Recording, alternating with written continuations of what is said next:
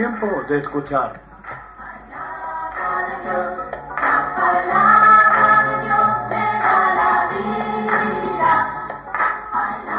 Un programa del proyecto social benéfico Logos.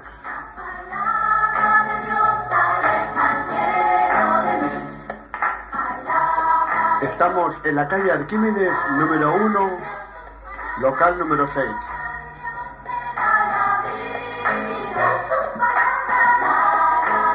Todos los días por la mañana de 10 a 1.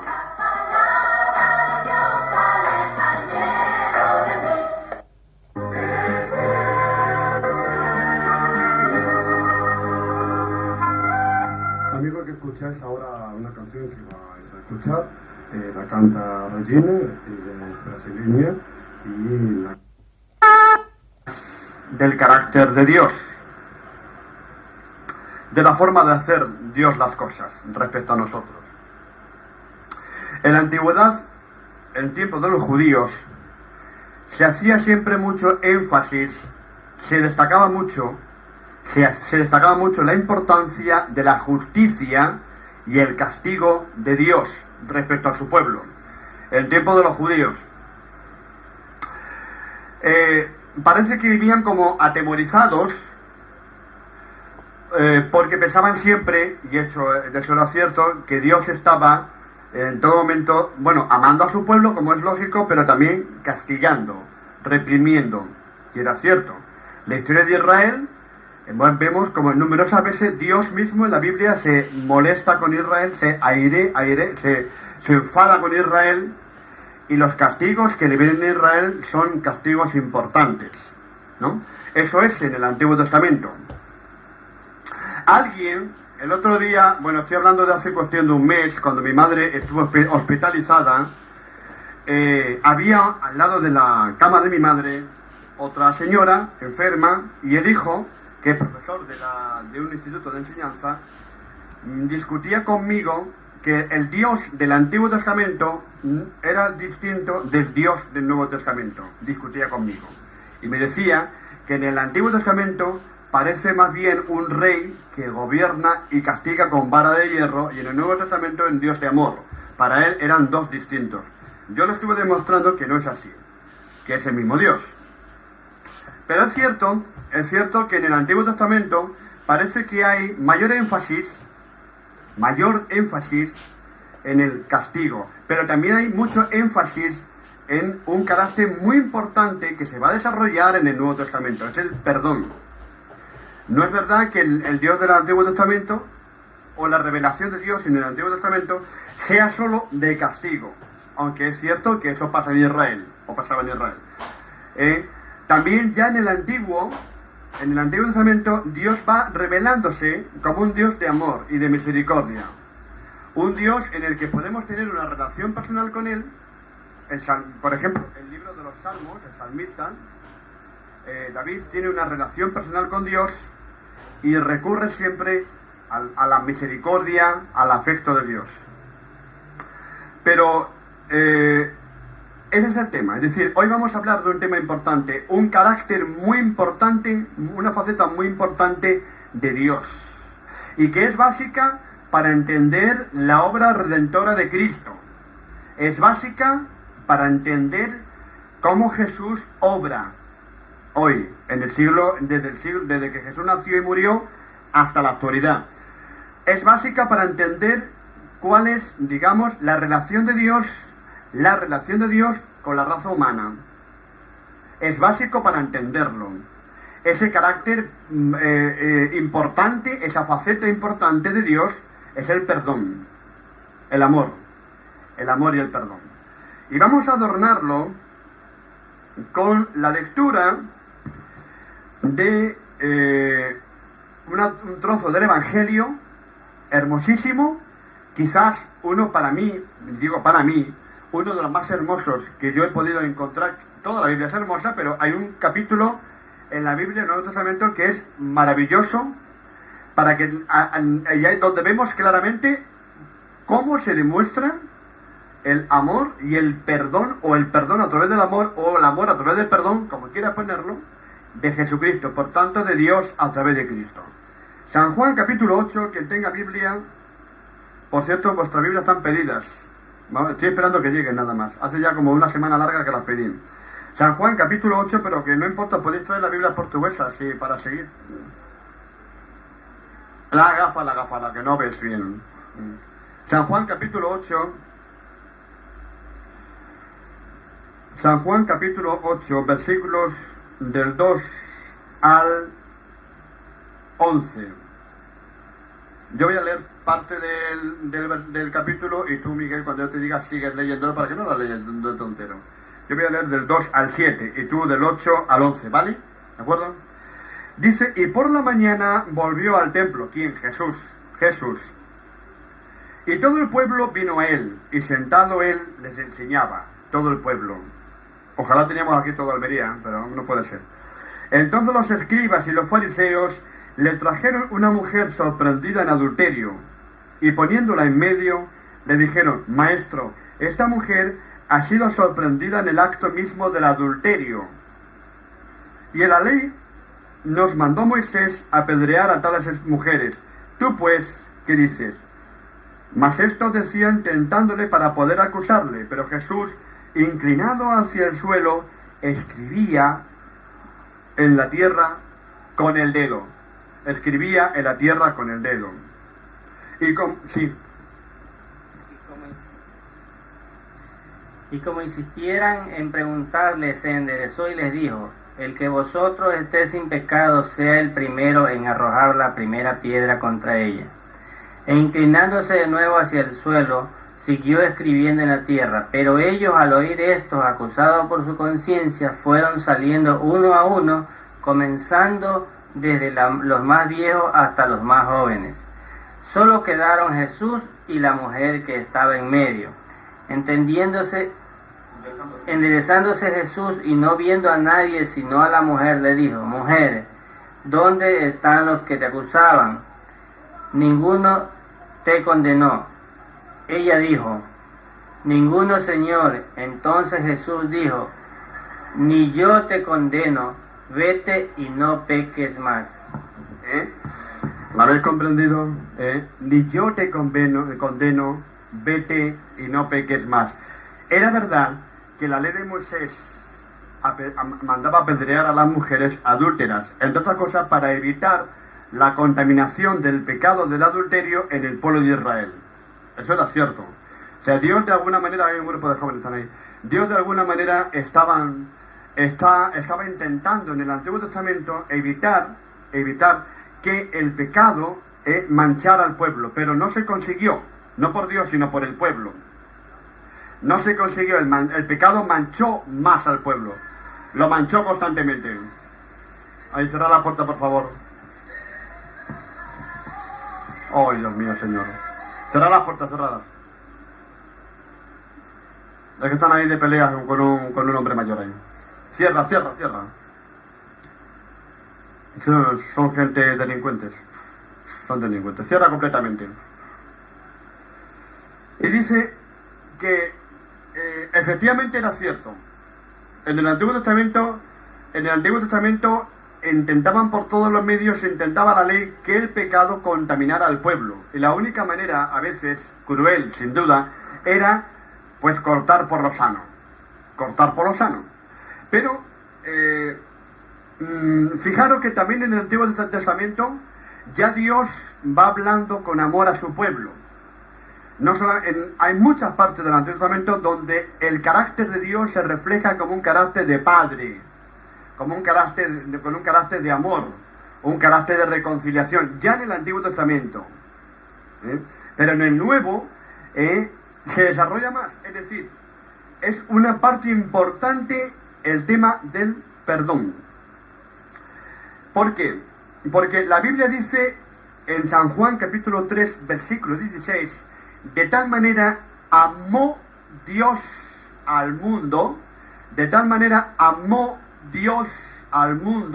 y quiero que hagáis un énfasis en la palabra amar, amó con mayúsculas, amó al mundo, es decir, desde los orígenes, desde la creación, que envió a su Hijo para que todo aquel que en él crea no se pierda, mas tenga vida eterna, ¿no? De modo que algo importante iba a pasar en el Nuevo Testamento, y era en la demostración del amor de Dios, la parte que quizás antes no se había podido demostrar con toda claridad, por diversas razones. Ahora el amor de Dios se iba a demostrar con absoluta grandeza y con absoluta misericordia a través de la obra redentora de Jesús de Nazaret. Hasta el punto que Cristo entregó su vida por amor, por todos y cada uno de nosotros. Cristo entregó su vida por amor por todos y cada uno de nosotros. De modo que en la misma cruz del Calvario, cuando Jesús está falleciendo, y ha sido ya clavado en la cruz del Calvario, ha sido atormentado, yo creo que una de las demostraciones más claras de lo que fue el tormento de Jesús, aunque yo no he visto la película, pero creo entendido así, es la película de la Pasión de Mel Gibson, donde se demuestra con absoluta crueldad o realismo, mejor dicho, cómo fue la tortura de Cristo, porque nosotros ni siquiera nos llegamos a imaginar cómo fue la tortura de Cristo. El cristianismo durante 2000 años ha intentado dulcificar la tortura porque fue realmente brutal. Y ojo, no solamente se hacía con Jesús, se hacía con todos los penados. Los romanos para eso eran muy crueles. Pero quiero retomar el tema. Jesús clavado en la cruz del Calvario y menospreciado y humillado. Padre, perdónales porque no saben lo que están haciendo. El ladrón que estaba al lado y el otro discutían entre ellos: oye, tú que eres el justo, bájate y sálvanos. Y el otro decía: hombre, cállate, porque nosotros estamos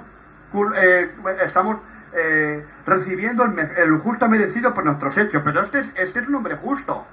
¿A que sí?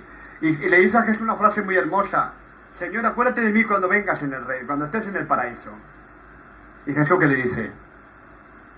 La hora es que estarás conmigo en el paraíso. Es decir, ahí se demuestra la grandeza del amor de Dios, la grandeza del perdón de Cristo, hasta el punto que Jesús dice que todos los pecados serán perdonados, incluso todas las blasfemias menos una: la blasfemia contra el Espíritu Santo. Es la única que no puede ser perdonada, porque es atribuir la obra del Espíritu al diablo, que es un poco lo que pasó a Jesús. Bueno, lo que le acusaron a Jesús, ¿no? En toda blasfemia será perdonado pecados menos la blasfemia contra el Espíritu Santo, porque dijeron que tenía demonio. Dijeron los escribas celosos, los envidiosos, ¿no? Pero todos los pecados son perdonados cuando hay un sincero arrepentimiento, una conversión. A veces a mí me gusta pensar: ¿qué pasaría? ¿Qué hubiera pasado si un asesino de la talla de Adolf Hitler hubiera dicho: pido perdón a Dios y pido perdón a Dios por mis pecados cometidos, por lo que he hecho en el mundo? ¿Qué hubiera pasado? ¿No? El hombre no perdona. Dios puede perdonar todo pecado, aunque nuestra mente no lo entienda, pero Dios puede perdonar todo pecado. A mí me gustaría pasar un día, se lo comentaba con Miguel hace ya tiempo de esto: ¿qué pasaría si por de pronto, yo francamente no lo creo así, pero la verdad es que una cosa es lo que yo crea y otra cosa humanamente, otra cosa lo que Dios haga en la vida de las personas? Si por de pronto saliera por televisión el terrorista más grande buscado, el señor Bin Laden, diciendo: he conocido a Dios y Dios me ha perdonado y pido perdón por todos los crímenes que he cometido, ¿qué pasaría? Miguel, ¿qué pasaría? Eso es tremendo, ¿no? Personas arrepentidas y convertidas a la vez. Pero a él le buscarían, vamos, él no dura ni dos días. Eso está claro que eso se lo quitan del medio, ¿no? Pero bueno, es decir, estoy exagerando quizás, no lo sé si estoy exagerando, pero lo que sí es cierto es que una de las partes importantes del carácter de Dios en el Nuevo Testamento, y también en el Antiguo, pero sobre todo en el Nuevo, es el perdón de todos los pecados, el amor hacia los seres humanos, la capacidad de perdonar que tiene Dios. Pero ojo, no juguemos tampoco con el perdón de Dios. Es decir, Dios me perdona, mañana peco, el martes peco y el miércoles peco, y pues me vuelvo a perdonar. No es eso. Tampoco es eso, porque el Espíritu de Dios se puede apartar de ti, y la salvación, si no la cuidamos, la podemos perder. Ojo, me explico. Hay quien dice: no, tú recibes al Señor y ya puedes hacer lo que quieras. No, ¿qué estás diciendo? Tú recibes al Señor, tú tienes un compromiso con Dios, y tienes que cumplir con Dios, y tienes que esforzarte también, poner de tu parte, y esforzarte. Bien, dice, como a mí me gusta siempre, cuando estamos haciendo un comentario de la Biblia, la palabra perdón, esa mañana estaba yo buscándola. Ayer, entre mi hijo y yo estuvimos haciendo preparando un poco el tema hoy. Pero el diccionario de la lengua española dice perdón, acción de perdonar, como tenéis ahí en el cuadro, acción, el movimiento de perdonar, ese es el perdón, acción de perdonar. Una acción que es un movimiento, es decir, algo que se mueve, un trabajo, algo que está ahí, es decir, la acción de perdonar. Si yo le pido perdón a Dios, Él se mueve, Él se motiva, se mueve y me perdona. ¿Me explico? Me perdona. Si le pido perdón a Dios de corazón, Él tiene una acción, tiene una labor y es perdonarme. ¿Me entiendes, Miguel? Es perdonarme. También tiene otro significado la palabra perdón. Remisión de una deuda pendiente. Remisión de una deuda pendiente. ¿Alguno de vosotros me sabe decir qué es remisión? Remitir en castellano. Remitir. ¿Qué es remitir? Eso. Bueno, que está puesto ahí, claro. Está puesto ahí, mira que está puesto. Remitir es enviar algo, ¿no? Pero también remitir es perdonar la pena u obligación. Mira que te voy a preguntar si está puesto ahí. Remitir es enviar algo a alguien. Una carta, tú la remites, envías algo a alguien, es decir, tú estás enviándole a Dios, digamos, tu pecado. Cuando te arrepientes, tú estás enviándole tu falta. ¿Para qué? Para que Él la borre, para que Él la anule. Él borra todas nuestras faltas, Él borra todas nuestras deudas, y son muchas. Él borra todo lo que hay en nuestra vida, y es mucho que borrar todavía. No es suficiente con simplemente hasta que tú aceptas al Señor. Pero también desde que aceptas al Señor en adelante también cometemos pecados. También cometemos faltas. Tú le envías a Dios, le dices, Señor, te envío esto. Y Dios te lo borra, te lo quita. Por el amor, por el carácter del perdón que tiene en esa faceta importante de la vida de Jesús, básica. Y dice, perdonar la pena u obligación. Cuando tú adquieres una deuda en la antigüedad pasaba igual. Ahora, en la antigüedad, por ejemplo, cuando en el Imperio Romano o en el mundo griego y también en el mundo judío, cuando tú eras deudor de una deuda, tienes una deuda y no podías pagar, pasabas a ser esclavo. Perdías la libertad y pasabas a ser esclavo. La diferencia es que las leyes judías respecto a las leyes romanas eran más humanitarias. Eso la gente no lo sabe. Pero los judíos tenían una legislación interna. Había gente que perdía la libertad, pero estaban solamente 7 años. Al 7º año eran liberados. Eran perdonados al 7º año. Deuda cancelada completamente. Y no llegaba a los regímenes tan duros que tenían de esclavitud los romanos. Eran leyes mucho más humanitarias. Es decir, no llegaban a perder la libertad, digamos, como los romanos la perdían, ¿no? Exactamente. Seguían siendo judíos, pero estaban en un régimen, no sé cómo decirlo, de subordinación hacia el deudor. Pero no podían perder la vida, no se les podía maltratar, no se les podía, porque eran hebreos, eran miembros del pueblo de Dios, ¿me explico?